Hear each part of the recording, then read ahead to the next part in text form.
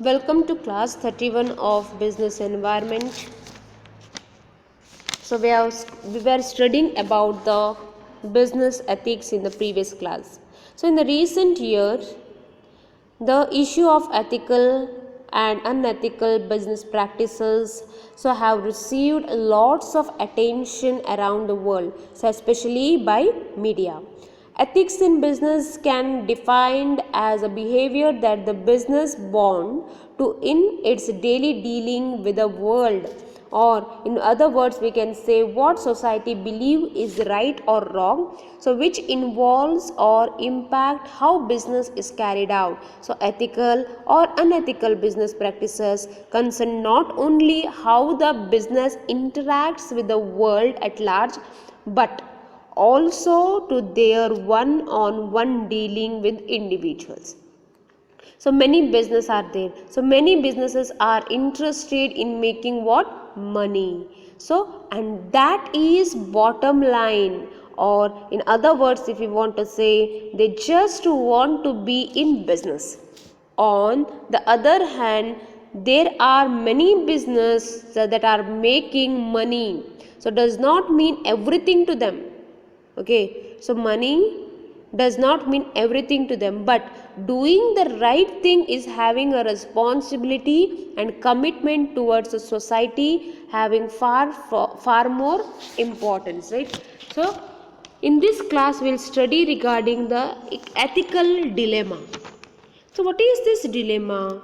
Dilemma means a situation in which difficult choice has to be made between two or more alternatives. Okay, so take an example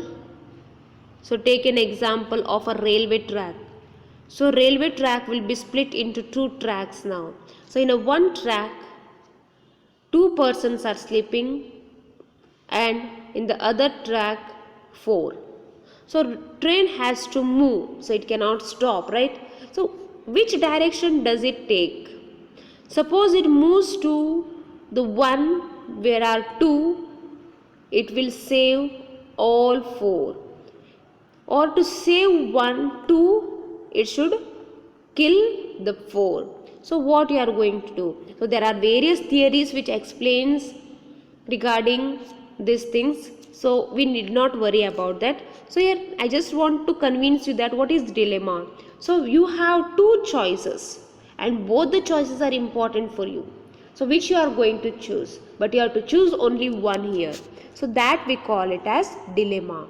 So you don't know what you want to do, it is just like a confusion, we can say. So what is then ethical dilemma? So situation in which two moral principles conflict with one another. Okay, also called as moral dilemma. So it is a problem, or we can say it is a situation for you.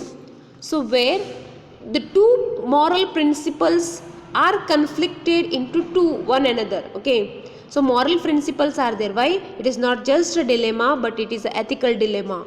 So now this is also called as moral dilemma. Okay, so ethical dilemma is a problem in the decision making process between two possible options, so neither of which is absolutely acceptable from the ethical perspective, although we face many ethical moral problems in our lives also. So most of them come with the relatively straightforward solutions. So on the other hand, ethical dilemma are extremely conflicted challenges that cannot be easily solved. So therefore the ability to find the good solution in such situation is critical to everyone. So it is just a confusion. So every person may encounter an ethical dilemma in most every aspect of their life, so including the personal, social and professional also sometimes. Okay, so sometimes what happen, you like to work in your own place because you want to live within with your family. Your family is poor, so if you are going outside you may have a good opportunity, but you don't want to leave your family, so it is a dilemma for you, right? So this type of dilemma you have experienced in your life. So Ethical dilemma. In order to solve this problem, companies and organizations should develop the strict ethical standards for their employees. So every company must demonstrate its concern regarding the ethical norms within the organization. In addition to, companies may provide ethical training to their employees. So it says, to overcome this, in order to solve these type of ethical problems, what we have to do is, we have to have a good ethical standards, okay, and that standard should be followed by the employees. So it should include all the things or all the good values. So in addition to that, you may also give training to your employees.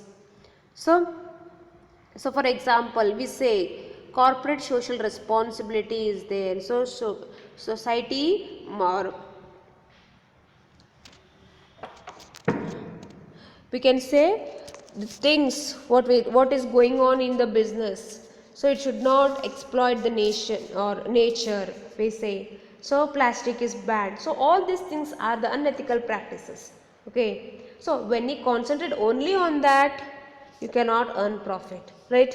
So society and your profit is in two hands, right? So one, you have to protect the society. So if you only concentrate on society, you cannot earn the profit.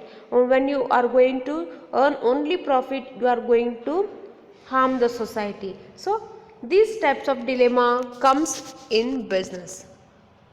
So there are some unethical practices by business. So customers. So how customers towards customers the business is going to make unethical practice. So like you're deceiving customers through false advertisement, poor quality and service, unreasonable price. So what does it mean? So you may see the picture here.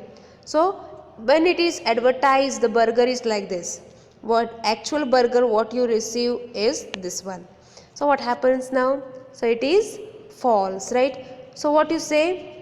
So we are deceived or we are cheated by this advertisement, right? So here some say, if you are going to apply some cream or something like that, so you are going to be more fair.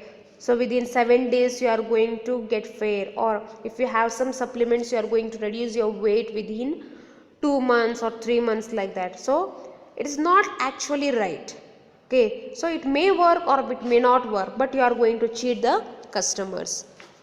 Poor quality. So what is this poor quality? So your poor quality means you are going to provide the customers with a poor quality product. So you are going to show them with the best quality. Sometimes you may see, so the mango sellers or the fruit sellers, so they are going to cut the pieces and keep it there. So they will ask you to taste that and buy the mango. So what you do, whatever you are going to taste, so it is better, and which one you are going to buy, so that may be default, right? So the services. So what are the services? What services normally means here?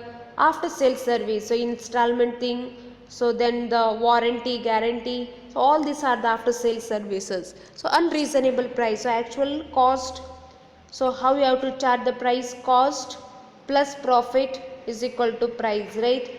Suppose your cost is 100, you can charge only 20, so is equal to 120 is the price. Suppose you are going to charge 140, so you are going to charge unreasonable price. The next is towards employees. You are going to exploit the employees. So you are going to give the poor wages, unhealthy working condition, child labor, etc. So here exploitation of employees means you are going to, suppose the working hour is only 8 hours. So you make them to work 10 hours. Okay. So you are going to give poor wages. Poor wages means, so actually you are agreed with 100 rupees, but you are given only 80 rupees, poor wages.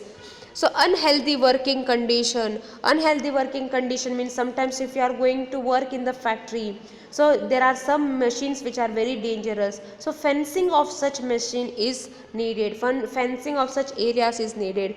So in such case there will be healthy working condition or safety working condition, we say.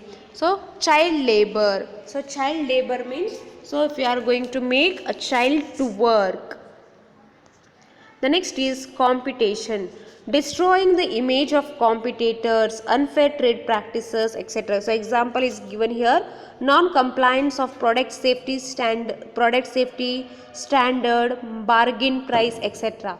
So destroying the image of competitor is nothing but, so you may say my product is better than the other product. So what happens? You are criticizing someone. So you, at the time of advertising, you may say your plus point, but you should not degrade your competitor.